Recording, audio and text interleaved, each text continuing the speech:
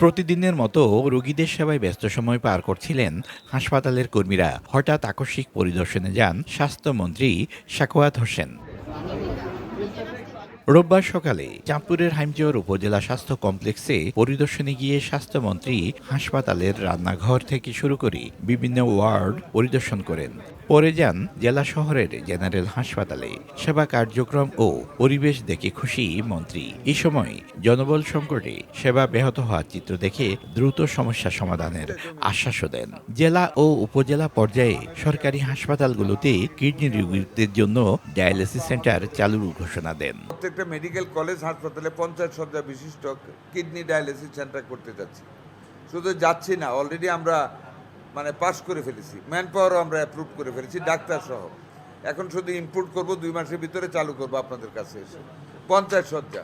আর জেলা সদর হাসপাতালে এই যে এটা হবে 10 শয্যা বিশিষ্ট কিডনি ডায়ালিসিস সেন্টার। পরে হাসপাতালের বিভিন্ন ওয়ার্ড, টিকা কার্যক্রম এবং খাবারের মান নিয়ে খোঁজ খবর নেন মন্ত্রী। ফারুক আহমদ, সময় সংবাদ, চাঁদপুর।